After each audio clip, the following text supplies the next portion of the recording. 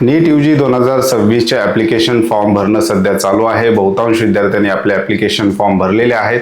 येणारे ज्या विद्यार्थ्यांचा ॲप्लिकेशन फॉर्म राहिलेला आहे असे विद्यार्थी या आठवड्यामध्ये आपला ॲप्लिकेशन फॉर्म भरून घेतील। एका सोर्सच्या माहितीनुसार अद्यापपर्यंत नीट यूजी 2026 साठी 20 ते 21 लाख विद्यार्थ्यांनी रजिस्ट्रेशन केलेलं आहे। नीट यूजी 2026 साठी यावर्षी 23 ते 24 लाखाच्या दरम्यान विद्यार्थी रजिस्टर करतील असा अंदाज एका सोर्सचा आहे। मागच्या वर्षीच्या तुलनेमध्ये यावर्षी विद्यार्थ्यांची संख्या वाढेल का? नेमकं कुठल्या कॅटेगरीच्या विद्यार्थ्यांचं रजिस्ट्रेशन नीट यूजी साठी जास्त होत असतं, मग ते देश पातळीवर असेल किंवा महाराष्ट्र राज्यामध्ये असेल, याविषयी डिटेल डिस्कशन आपण आजच्या व्हिडिओमध्ये पाहणार आहोत। मागच्या वर्षी महाराष्ट्र राज्यामध्ये कोणत्या कॅटेगरीचे विद्यार्थी जास्त होते, त्याचबरोबर संपूर्ण देशभरामध्ये कोणत्या कॅटेगरीचे विद्यार्थी जास्त होते याचा अनालाइज आपण आजच्या व्हिडिओमध्ये करणार आहोत। नमस्कार, मी अंकुश पाटील, तुम्ही पाहताय श्री छत्रपती अकॅडमी पुणेचे यूट्यूब चॅनल। नीट यूजी 2026 ची तयारी करत असाल तर ॲप्लिकेशन फॉर्म भरण्यापासून ते ॲडमिशन प्रक्रियेपर्यंतचे संपूर्ण महत्त्वाचे अपडेट्स आपण आपल्या यूट्यूब चॅनलद्वारे विद्यार्थ्यांपर्यंत पोहोचवत असतो। त्यामुळे चॅनलवर नवीन असाल तर अशाच माहितीपूर्ण व्हिडिओसाठी श्री छत्रपती अकॅडमी पुणेच्या यूट्यूब चॅनलला सबस्क्राईब करा। अशाच प्रकारचे महत्त्वाचे अपडेट तुम्हाला तुमच्या व्हॉट्सअपवर हवे असतील तर डिस्क्रिप्शन बॉक्समध्ये आमच्या व्हॉट्सअप चॅनलची लिंक दिलेली आहे। त्या लिंकवर क्लिक करून तुम्ही सहज आमचा व्हॉट्सअप चॅनल जॉईन करू शकता। मुख्य विषयाला आपण सुरुवात करतोय। विषय आहे total number of student NEET exam, म्हणजेच मागच्या वर्षीचा 2 वर्षाचा डाटा आपण पाहणार आहोत की किती विद्यार्थी नीट परीक्षेसाठी रजिस्टर करतात, त्यामध्ये कॅटेगरी वाईज विद्यार्थ्यांची संख्या किती आहे। कॅटेगरी वाईज विद्यार्थ्यांची संख्या आपण यासाठी घेतोय की त्या कॅटेगरीला जेवढ्या MBBSच्या सीट आहेत किंवा इतर कुठल्याही कोर्सच्या सीट आहेत त्यासाठी किती विद्यार्थी त्या स्पर्धेमध्ये आहेत। म्हणजेच जो काही कट ऑफवर परिणाम करणारा महत्त्वाचा फॅक्टर जे आहे तो आहे कॅटेगरी वाईज विद्यार्थ्यांची संख्या। म्हणजे त्या कॅटेगरीमध्ये किती विद्यार्थ्यांची संख्या आहे त्यावरून त्या कॅटेगरीचा दरवर्षी कट ऑफ हा ठरत असतो। मागच्या 2 वर्षीचं अनालिसिस घेणार आहोत, देश पातळीवरचं सुद्धा आणि राज्य पातळीवरचं सुद्धा, आणि यावर्षी ती संख्या कशा प्रकारे राहणार आहे याचा सुद्धा आपण डिटेल एक्सप्लेनेशन पाहणार आहोत। नीट एक्झामचा जर आपण विचार केला, त्यातल्या त्यात महाराष्ट्र राज्याचा जर विचार केला तर महाराष्ट्र राज्यातून किती विद्यार्थी दरवर्षी नीट देत असतात। महाराष्ट्र हे नीट एक्झाम देणाऱ्या विद्यार्थ्यांच्या संख्येची जर आपण तुलना केली तर 2 नंबरचं राज्य त्या ठिकाणी ठरतं। आपल्यावर उत्तर प्रदेशमधून जास्तीत जास्त विद्यार्थ्यांचं त्या ठिकाणी रजिस्ट्रेशन होतं आणि दुसरा नंबर लागतो तो महाराष्ट्र स्टेटचा लागतो। म्हणजेच नीट परीक्षा देणाऱ्या विद्यार्थ्यांची संख्या महाराष्ट्र राज्यामध्ये बऱ्यापैकी जास्त असते। महाराष्ट्र राज्याचा जर आपण विचार केला तर 2024ला जर आपण बघितलं तर 2,82,051 विद्यार्थ्यांनी नीटसाठी रजिस्ट्रेशन केलेलं होतं। त्यापैकी 1,42,829 विद्यार्थ्यांनी नीट एक्झाम पास केली होती, म्हणजेच क्वालिफाय झालेले होते। हे जर आपण 2025ला जर बघितलं तर 2,48,201 विद्यार्थ्यांनी रजिस्ट्रेशन केलेलं होतं। त्यापैकी 1,25,727 विद्यार्थ्यांनी नीट एक्झाम क्वालिफाय केलेली होती। क्वालिफाय म्हणजे जो काही इलिजिबिलिटी क्रायटेरिया असतो कॅटेगरीनुसार, त्या इलिजिबिलिटी क्रायटेरियापेक्षा जास्त मार्क्स विद्यार्थ्यांनी त्या ठिकाणी मिळवलेले होते। म्हणजे 2024च्या तुलनेत 2025 मध्ये विद्यार्थ्यांची संख्या ही कमी झालेली आपल्याला पाहायला मिळते। ओव्हरऑल विद्यार्थ्यांची संख्येचा जरी आपण विचार केला तर 2024ला जवळपास 24,06,079 विद्यार्थी जे आहेत नीट परीक्षा देण्यासाठी त्यांनी रजिस्ट्रेशन केलेलं होतं आणि 25ला ही संख्या, या संख्येमध्ये घट होऊन ती संख्या झालेली होती 22,76,069 एवढी। म्हणजे जवळपास 2 लाख विद्यार्थ्यांची संख्या या ठिकाणी कमी झालेली आपल्याला पाहायला मिळते। म्हणजे 24च्या तुलनेमध्ये 25 मध्ये विद्यार्थ्यांची संख्या जी आहे ती कमी होती आणि पेपर सुद्धा टफ होता। त्यामुळे कट ऑफ जो आहे 2025चा तो खूप कमी आलेला सुद्धा आपल्याला पाहायला मिळते। हे जे काही फॅक्टर आहेत ते विद्यार्थ्यांच्या येणाऱ्या कट ऑफवर त्या ठिकाणी इम्पॅक्ट करत असतात। कॅटेगरी वाईज जर आपण विचार केला तर कोणत्या कॅटेगरीचे विद्यार्थी जास्तीत जास्त नीटची परीक्षा देतात, जर आपण नीट ऑल इंडिया लेवलचा विचार केला, ऑल इंडियाला आपल्याला प्रामुख्यानं 5 कॅटेगरी पाहायला मिळतात: OBC, SC, ST, जनरल आणि EWS। महाराष्ट्र राज्यातील VJ, NT, SBC प्रवर्गातील विद्यार्थी जे आहेत ते थेट OBC मध्ये येतात सेंट्रलला, त्यामुळं त्यांना या ठिकाणी OBC मध्ये इन्क्लूड केलेलं आहे। आणि जे विद्यार्थी SCBC मराठा समाजाचे आहेत ते एक तर हे विद्यार्थी सेंट्रलचे EWS सर्टिफिकेट काढून सेंट्रल EWS मध्ये किंवा जनरलमध्ये सुद्धा असू शकतात. तर कॅटेगरी वाईज विद्यार्थी कोणते जास्त रजिस्ट्रेशन नीटला करत असतात ते पाहूयात. ओबीसीचा जर आपण विचार केला तर 2024ला 10,54,277 विद्यार्थी होते.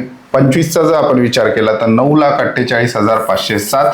या खालोखाल नंबर येतो जनरल स्टुडंटचा 6,47,260 आणि इकडे जर आपण 25ला बघितला तर 6,89,366.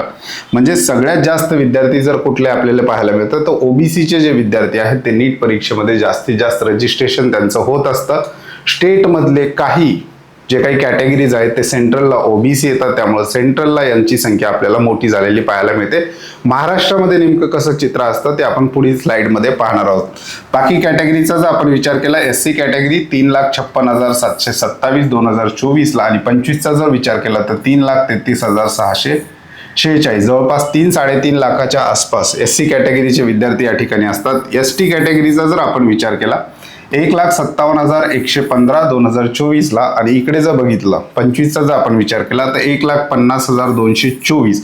म्हणजेच जवळपास 1.5 लाखाच्या आसपास एसटी कॅटेगरीचे विद्यार्थी या ठिकाणी असलेले आपल्याला पाहायला मिळतात. त्याच्यानंतर ईडब्ल्यूएस कॅटेगरीचा जर आपण विचार केला तर 1,90,700 आणि 25चा जर विचार केला 1,54,326. अशा प्रकारे म्हणजे सगळ्यात कमी विद्यार्थी जे आहेत ते आपल्याला एसटी कॅटेगरीच्या तुलनेने पाहायला मिळतात आणि त्याच्यानंतर सेंट्रल लेवलला ईडब्ल्यूएस कॅटेगरीचा नंबर येतो. म्हणूनच या दोन कॅटेगरीचा कट ऑफ मागच्या 2 वर्षामध्ये तुलनेने इतर कॅटेगरीच्या तुलनेने कमी आलेला आपल्याला पाहायला मिळतो.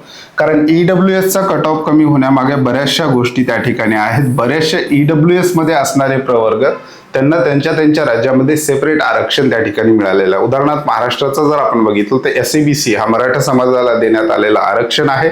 त्यामुळे मराठा समाजातील बहुतांश मुलं अगोदर ईडब्ल्यूएस प्रवर्गातून आपला फॉर्म भरत होते, परंतु आता त्यांना महाराष्ट्रामध्ये सेपरेट एसईबीसी आरक्षण मिळालं असल्यामुळं ते विद्यार्थी एसईबीसी मध्ये थेट जाताना आपल्याला पाहायला मिळतात आणि ईडब्ल्यूएसचा जो काही कट ऑफ आहे तो कमी येताना आपल्याला पाहायला मिळतो. पुढे जाऊया. तत्पूर्वी नीट यूजी 2026 साठी श्री छत्रपती अकॅडमी पुणेच्या पेड काउन्सिलिंग सर्व्हिसला सुद्धा आपण सुरुवात केलेली आहे. MBBS, BDS, BMS, BHMS, BPTH आणि वेटरनरी यासाठी विद्यार्थ्यांचा फॉर्म भरण्यापासून ऍडमिशन होईपर्यंत संपूर्ण मार्गदर्शन आपण आपल्या टीम मार्फत त्या ठिकाणी करत असतो. ज्या विद्यार्थ्यांना श्री छत्रपती अकॅडमी पुणेच्या पेड काउन्सिलिंग सर्व्हिसमध्ये सहभागी व्हायचा आहे अशा विद्यार्थ्यांनी 80 74 45 45 किंवा 80 36 45 45 या व्हॉट्सअप नंबरला व्हॉट्सअप मेसेज करायचा आहे आणि पेड काउन्सिलिंग विषयी अधिक माहिती त्या ठिकाणी तुम्ही घेऊ शकता. त्याचबरोबर ज्या विद्यार्थ्यांना कट ऑफ्स पाहायचे आहेत मागच्या 2-3 वर्षातले तर अशा विद्यार्थ्यांसाठी श्री छत्रपती अकॅडमी पुणेचं ऑनलाईन ऍप्लिकेशन सुद्धा आहे. ऑनलाईन ऍप्लिकेशनची लिंक सुद्धा डिस्क्रिप्शन बॉक्समध्ये आपण दिलेली आहे. महाराष्ट्र राज्याचा जर आपण विचार केला तर महाराष्ट्र राज्यामध्ये जर आपण या ठिकाणी बघितलं 2025ला क्वालिफाय विद्यार्थ्यांची जी संख्या होती ती 1,25,727 होती, परंतु हे सगळेच विद्यार्थी ऍक्च्युअल ऍडमिशन प्रोसेसमध्ये भाग घेतीलच असं नाही.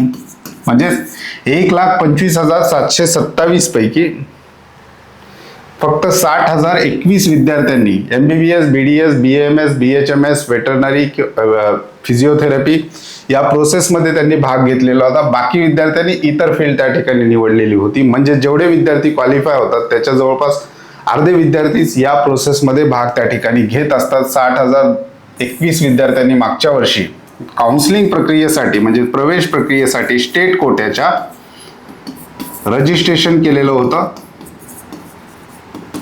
आता या 60,021 विद्यार्थ्यांपैकी कॅटेगरी वाईज विद्यार्थ्यांची संख्या मागच्या वर्षी जर बघितली महाराष्ट्र स्टेटमध्ये ईडब्ल्यूएसचा जर आपण विचार केला तर ईडब्ल्यूएसचा 4,809 विद्यार्थी होते. एससी कॅटेगरी 8,255 विद्यार्थी होते. एसटी 2,718, ओबीसी 16,992 एवढे विद्यार्थी होते. सर्वाधिक संख्या जी आहे इथे सुद्धा ओबीसीची असलेली आपल्याला पाहायला मिळते. आता स्टेट कोट्याच्या रजिस्ट्रेशन मध्ये ओबीसी मधून एनटी प्रवर्ग, बीजे प्रवर्ग आणि एसबीसी प्रवर्ग त्या ठिकाणी थेट बाहेर पडतो, कारण स्टेटमध्ये त्यांना वेगळी कॅटेगरी त्यांना सेपरेट आहे.